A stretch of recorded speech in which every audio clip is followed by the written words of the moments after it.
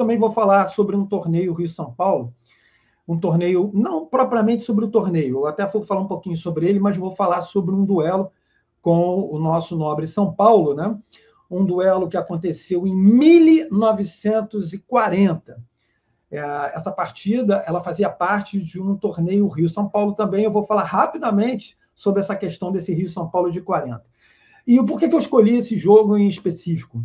Porque foi um jogo muito duro, foi um jogo bastante equilibrado, uma partida muito emocionante, e vocês vão sacar isso no pequeno relato que eu vou fazer sobre essa partida. Mas antes de me debruçar sobre esse duelo, eu vou explicar rapidinho esse torneio Rio-São Paulo de 1940, que não aparece nas estatísticas do torneio. O que acontece? A antiga CBD, hoje CBF, ela resolveu reeditar um Rio-São Paulo, a competição Rio-São Paulo, que tinha acontecido em 1933. Foi feita uma tentativa, o Palestra Itália até ganha essa competição, eles tentaram reeditar no ano seguinte, em 34, mas havia uma questão política muito forte no futebol do Brasil, que era o início da profissionalização. Então, por questões políticas, a edição de 1934 não foi à frente. Muito bem, houve um hiato e a CBD tentou reeditar a competição, abrindo a possibilidade de 1940 com os 5 grandes de São Paulo e os 5 grandes do Rio. Muito bem. O que acontece?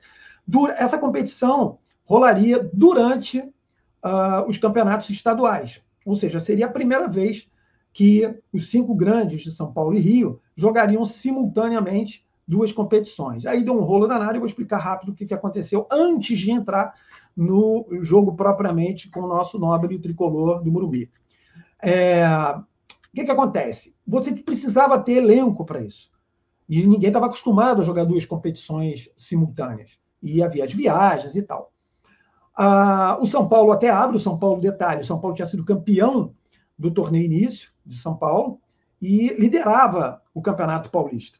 São Paulo estreou nessa competição no Rio-São Paulo de 40, perdendo para a Portuguesa, e o segundo jogo do São Paulo seria justamente contra o Botafogo, a estreia do Botafogo. Muito bem. Se o São Paulo começou bem o Campeonato Paulista, o Botafogo começou mal o Campeonato Carioca. Ele tinha feito uma temporada muito boa. A temporada de 39, eu acho uma das mais brilhantes de um time alvinegro que não foi campeão. O Botafogo liderou o Campeonato Carioca durante muito tempo. Estava a 4 rodadas de ser campeão. E nas 3 rodadas seguintes, ele teria 3 clássicos. E aí perde o primeiro jogo para o Fluminense, empata com o América, perde para o Fluminense, empata com o Vasco e perde para o América e dá adeus viola. Mas por que eu falei rápido de 39? Foi um dos melhores times da história do Botafogo. É um timaço. Para você ter uma ideia, na Copa de 38, 5 jogadores eram do Botafogo, desse time, de 39, e ainda pré-convocados, quer dizer, que 5 jogadores foram esses, né? Vamos explicar isso aí. O Zezé Procópio, o Martim Nércio, que foi um dos maiores centro-médios da história do futebol brasileiro, na época que havia ainda centro-médio, um bravo Nariz, que era o zagueiro, aliás, zagueiro e médico da delegação, e 2 atacantes, Perácio e Papesco, a famosa ala esquerda. Hoje se fala ala esquerda, o lateral e o ponta. Antigamente era comum dizer ala, o meia esquerda e o ponta esquerda. Além desses 5, só para você ter uma ideia, na pré-convocação foram o Álvaro, ponta direita, o Álvaro Marieta, o Canali, o alvo esquerdo, né, e o Carvalho Leite. Ou seja, 8 jogadores do Botafogo na pré-lista. Esses 3 últimos que eu citei acabaram sendo cortados. Então, só para você sacar que o time era muito forte. E ficou com o campeonato muito perto, acabou perdendo. Mas muito bem. Então, vem a temporada de 40. O que acontece? Por que eu expliquei essa fusãozinha rápida? Porque alguns jogadores importantes já estavam veteranos. No caso do Martim, que além de veterano, tinha um problema crônico no joelho. Fez uma artroscopia e depois teve que fazer, na época, né, nem artroscopia, né, retirou os meniscos. Imagina uma operação de meniscos em 1939, né? A base de picareta, quase, né? Enfim, então o cara já estava com o joelho bem comprometido, já estava com idade, foi parando aos poucos. O Nariz, doutor Álvaro Lopes Cansado, era médico, já era também um jogador veterano, tinha que cuidar, dividir, assim como o Carvalho Leite era médico, ou seja, o time do Botafogo tinha 2 médicos, né? E o Carvalho Leite, inclusive, já estava preparando o lugar para um garoto que estava surgindo, um menino chamado Heleno. Estava surgindo e ia entrar justamente no lugar do Carvalho Leite. Bom, eu contei isso porque no início da temporada de 40, o Botafogo já perde muito da força do ano anterior. Mas mesmo assim, vai para a disputa do Carioca e do Rio-São Paulo. Como eu falei, o Carioca não começou legal, e veio o Rio-São Paulo, estreia contra o São Paulo, no campo do Fluminense, Rua Álvaro Chaves, Laranjeiras. Eu vou falar rapidamente agora sobre esse jogo. Aliás, eu tenho que falar algo sobre o final desse torneio. Eu vou deixar para o fim. Vamos lá. Bom, Botafogo e São Paulo, jogo muito esperado. Lembrando, São Paulo era o líder do Campeonato Paulista e foi uma partida realmente muito dura, muito equilibrada. E vocês vão entender mais ou menos eu fico até tenso para contar, imaginando como é que foi esse jogo. Muito bem, o jogo começa, o time do São Paulo veio completinho, com exceção do Orozimbo, que depois antes jogou no Fluminense, depois retornando ao São Paulo, e o Botafogo jogou sem o Martim, que já estava bastante debilitado, jogou sem o Aimoré, o goleiro, o Aimoré, que também o Aimoré estava machucado, e jogou o Brandão. O Brandão é um goleiro jovem que veio do Rio Grande do Sul, que não teve uma participação muito legal no seu período no Botafogo. Mas muito bem. Bom, o jogo começa, aquela coisa toda, uma tensão, mas aos 4 minutos de jogo, o Patesco, o nosso perigo louro, né? Flecha Rúvia, vai na linha de fundo e bate cruzado. E o São Paulo tinha um zagueiro chamado Bruno. A bola veio na direção do Bruno, o Bruno falou, deixa que é minha. E rebateu, mas só que ele rebateu para o lado que estava mirado, ele estava mirado para o gol do São Paulo. E faz 1-0, gol contra, né? Jogou contra o Patrimônio. Beleza, 1-0, o time do São Paulo não se abateu, falou, bom, beleza, vamos lá e vamos empatar esse jogo, né? Muito bem. 4 minutos depois, no entanto, o time do Botafogo veio num contra-ataque, bola jogada na frente, e o nosso bravo Pascoal domina uma bola, chuta mascado, e o King, o goleiro do São Paulo, era o King Rei, né? Era por causa de um filme famoso dos anos 30, que eu não vou falar sobre o filme, ele ganhou o apelido por causa deste filme, mas muito bem. O King, imagina só, amigão, nos dias de hoje, o goleiro jogar com os pés é uma coisa um pouco complicada, né? Muitas vezes. Melhoraram muito, mas... Agora, imagina em 1940. Aí o King tentou chutar a bola.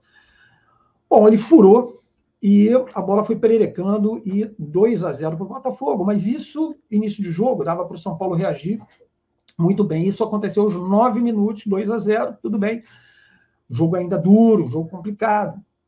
Aos 17 minutos, o Pascoal, alguns jornais dizem que foi o Carvalho Leite, chuta uma bola da entrada da área, o King tenta defender, solta, e o Patesco, 3-0. 17 minutos, 3-0. É uma coisa que não estava sendo esperada, mas o time do São Paulo, time brioso, foi para cima, falou, não, peraí, ainda tem tempo a gente pelo menos empatar até o fim do primeiro tempo. Bom, o jogo começou a ficar um pouquinho mais complicado, porque as bolas do Botafogo passaram a não entrar. Passavam perto, o goleiro pegava, o zagueiro tirava quase em cima da linha, mas, enfim, termina o primeiro tempo, 3-0. O pessoal do São Paulo volta animado, né? Deu aquela revigorada no intervalo, fala, bom, vamos partir para dentro e vamos tentar, e vamos virar esse jogo, tem tempo, pô, que é isso? Muito bem. Aos 4 minutos, como aconteceu no primeiro tempo, o Patesco faz uma jogada pela esquerda, mano a mano, pegou o Fiorotti em cima dele, ele joga na frente, deu aquela gingada, joga na frente, linha de fundo, cruza, e o Tadic, ponta direita, meu pai até conheceu o Tadic, só escolhe 4-0. Bom, 4-0, enfim, mas tinha tempo. 4 minutos depois, guarda o nome do Pascoal. O Pascoal era o seguinte, né, o sinônimo, fedia gol, Pascoal. A gente vai falar muito sobre o Pascoal em alguns episódios aí pela frente. Muito bem. Uma jogada de oportunismo do Pascoal, né? O zagueiro Bruno, lembra do Bruno? Aquele que foi infeliz no primeiro momento? O Bruno pega uma bola, estava marcado, olha para o gol, fala, vou atrasar. Só que ele atrasa e a bola vai pererecando, né?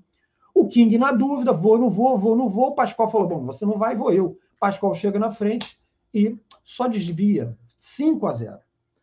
Bom, 5-0, início do segundo tempo, 4 minutos depois. Imagina, eu falei do Carvalho Leite, né? Pô, faltava o gol do doutor, né? Carvalho Leite estava ali na área esperando e tal. O Tadic faz uma boa jogada pelo lado direito, cruza, e o Carvalho Leite mete um sem pulo, 6-0. Bom, o time do São Paulo achou que o negócio estava começando a ficar um pouco complicado, mas era um time brioso, como eu falei, os caras muito tenacidade acima de tudo, e foram para cima. Tem tempo para virar o jogo. O time do Botafogo era um time, como eu te falei, com alguns desfalques e tal. Olha, vamos tocar a bola, porque o jogo tá complicado, tá difícil, os caras estão vindo para cima. Muito bem. Mas aos 23 minutos, falei do Pascoal, né? Pascoal, acho que naquela época não tinha TV, enfim, muito menos o programa do Fantástico, né? Mas o Pascoal já estava afim de, talvez, pedir música, né? Então ele queria o terceiro gol. E o Pascoal mete o 7º gol. Acho que eu não perdi a conta, não, né? Acho que é isso. 7-0. Bom, 7-0, mas tinha tempo. Ainda dava para conseguir, de repente, quem sabe, uma virada. E o time do São Paulo foi para cima, até que, restando 9 minutos, o Paulo, ponto esquerdo, abre os trabalhos para o nosso tricolor do Morumbi. Poxa, meu amigo, 7-1, agora dá. Faltam 9 minutos. 9 minutos, a diferença de 6, dá para fazer. O time do São Paulo foi para cima.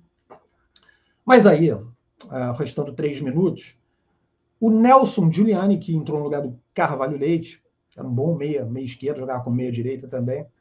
O Nelson entrou e falou, não, peraí, tá todo mundo fazendo gol aí, eu quero o meu, né? Tem um escanteio, Tadic bate pela ponta direita e o Nelson só cumprimenta o King. Faltando 3 minutos, 8-1. Mas foi um jogo duro, não se espante com o placar, não. Bom, o árbitro foi o Heitor Marcelino, que foi um jogador, excelente atacante, do Palestra Itália e tal. Eles eram de São Paulo, né? Então os jogadores de São Paulo já ficaram meio assim, ó, acaba logo, vai que chega a 10, né? Mas aí, esses 3 minutos, não houve nenhuma novidade e o Botafogo venceu esse jogo duro, um jogo complicado, por 8-1. Eu só vou fechar a minha participação de hoje. Eu falei para você, eu prometi para você, falar o que aconteceu no final desse Rio-São Paulo. O que aconteceu foi que não teve final. A competição tinha turno e retorno. Só foi disputado o turno. No final do turno, Flamengo e Fluminense lideravam. Os times de São Paulo acharam aquilo um absurdo, porque não estavam tendo um time para poder jogar 2 competições ao mesmo tempo, e a questão financeira estava pesando demais. E os 5 clubes de São Paulo resolveram pedir limpa e saíram. A CBD, então, falou, olha, é um torneio de São Paulo, vai ser só o torneio Rio, não tem condições. E resolveu paralisar o campeonato e não homologar vencedores. Muito bem, só que a história não acaba aí, não. Isso foi em 1940, lembra? No decorrer dos anos, as estatísticas dos clubes, né? Esse torneio nem aparecia, porque não teve vencedor. Muito bem. Só que, nos últimos 20 anos, aconteceu um mistério. Tanto na Gávea, quanto nas Laranjeiras. Nas salas de troféus, reza a lenda, que numa noite, alguém invadiu as respectivas sedes, no escuro, uma lanterninha, tudo breu, colocou uma taça e meteu o pé. No dia seguinte, funcionário chega, olhou ali, o que é isso aqui? Uma taça, o que está escrito? Rio-São Paulo de 1940. Os dois se autoproclamaram campeões do Rio-São Paulo de 1940, um campeonato, um torneio, que não teve campeão, segundo os boletins da CBD. Então, essas são pequenas histórias do ano de 1940, esse jogo duríssimo, muito competitivo, Botafogo e São Paulo, 8-1, e o torneio Rio-São Paulo, de 1940, que, apesar de não ter tido campeão, tem 2 campeões.